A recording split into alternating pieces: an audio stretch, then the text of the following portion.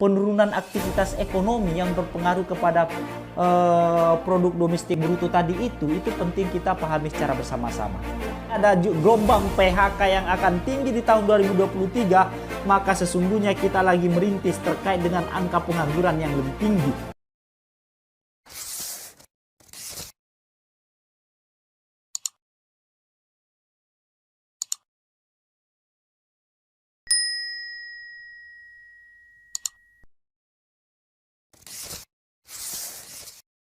Assalamualaikum warahmatullahi wabarakatuh. Salam sejahtera kawan-kawan semua.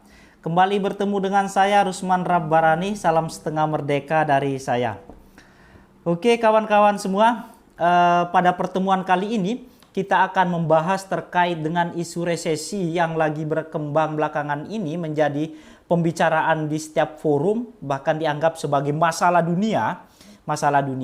Nah, sehingga pada pertemuan kali ini kita juga akan coba angkat bicara terkait dengan resesi itu sendiri.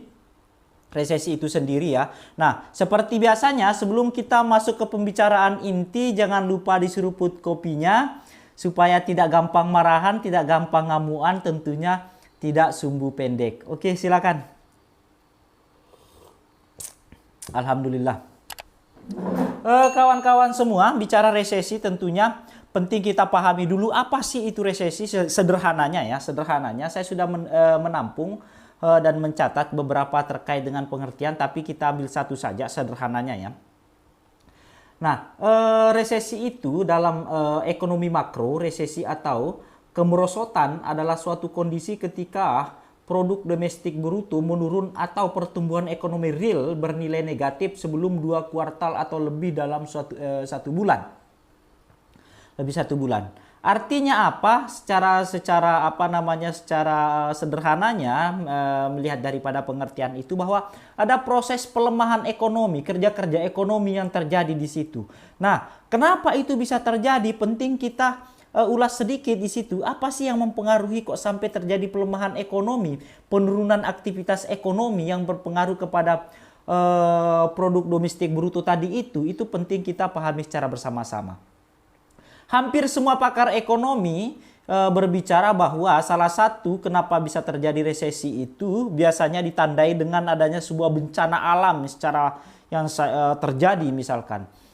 Bicara bencana alam tentunya tidak akan lepas kita dengan belakangan ini memang kita dihadapkan dengan bencana COVID-19 ya. Kita anggap ini sebagai bencana karena sangat mempengaruhi aktivitas-aktivitas secara keseluruhan termasuk aktivitas ekonomi itu sendiri.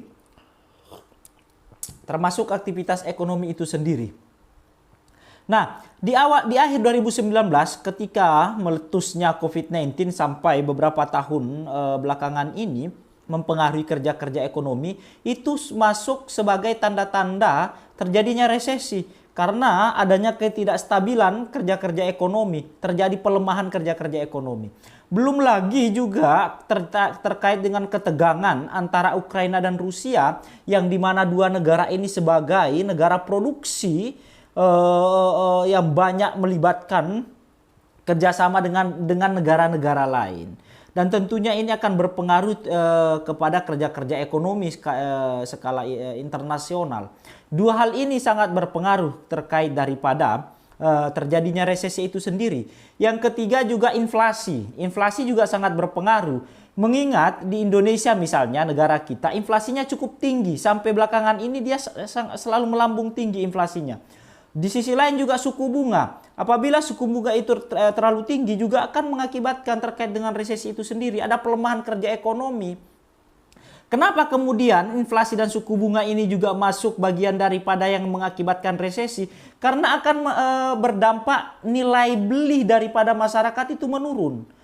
Nah, apabila terjadi penurunan nilai beli itu, maka perputaran keuangan atau perekonomian di suatu negara juga akan terjadi pelemahan.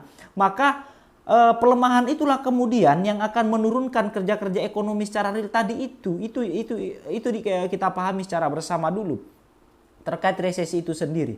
Nah, lalu kemudian apa dampaknya ketika ketika resesi itu terjadi? Kita mencatat beberapa di sini, mencatat terkait dengan dampak resesi itu terjadi.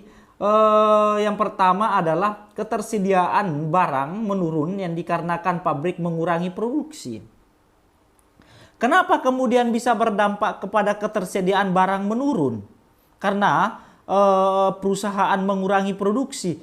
Karena berangkat daripada nilai beli masyarakat yang menurun tadi itu. Inflasinya tinggi, otomatis nilai jual suatu barang ikut tinggi dan tidak stabil antara pengeluaran dan pemasukan masyarakat, maka akan berpengaruh kepada nilai beli masyarakat terhadap produk yang diproduksi oleh perusahaan. Nah, terus yang selanjutnya adalah pemutusan hubungan kerja. Di awal sudah dikatakan tadi itu bahwa adanya penurunan jumlah produksi suatu barang di perusahaan berarti akan diikuti dengan adanya penurunan daripada jumlah pekerja. Kenapa dikurangi jumlah pekerja? Karena tadi itu penurunan jumlah produksi. Apabila itu terjadi, ada gelombang PHK yang akan tinggi di tahun 2023, maka sesungguhnya kita lagi merintis terkait dengan angka pengangguran yang lebih tinggi.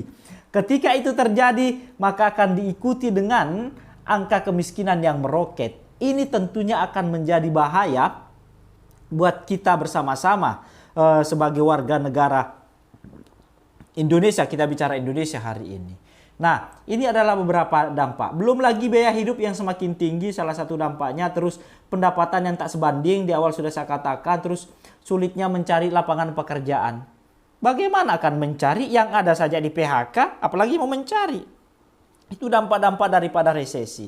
Artinya kalau ini semua terjadi secara bersamaan, maka kita akan masuk pada gelombang perekonomian yang sangat gelap. Gelombang perekonomian yang akan mengantarkan kesengsaraan, ketidaksejahteraan, ketidakstabilan. Nah, sehingga kenapa kemudian ini kita sampaikan melalui video ini, agar kemudian juga bisa didengarkan oleh pemerintah kita, oleh birokrasi kita, agar bisa ambil bagian, segera ambil tindakan dan kebijakan secara politik pemerintah negara untuk bisa menanggulangi terkait dengan resesi itu sendiri, supaya keberlangsungan kerja-kerja ekonomi kita stabil, supaya tidak terjadi PHK massal itu.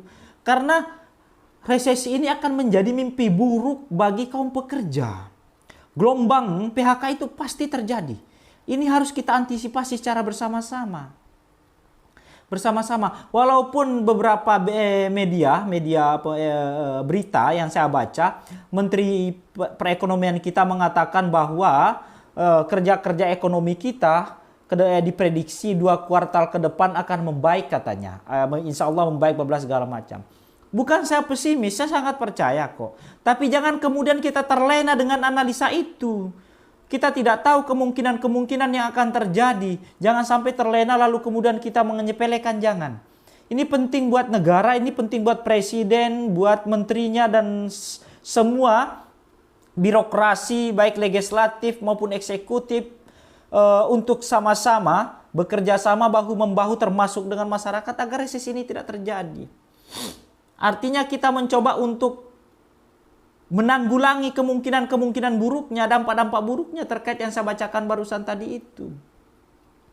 Kalau ini dibiarkan terus bahaya juga buat masyarakat. Ini penting buat kita pahami secara bersama-sama. Mungkin itu ya terkait dengan pertemuan kali ini kawan-kawan terkait resesi. Nanti ada part 2-nya, ini part pertamanya. Di video selanjutnya kita akan kupas lebih tajam, lebih mendalam lagi terkait dengan resesi dan segala macam yang lainnya.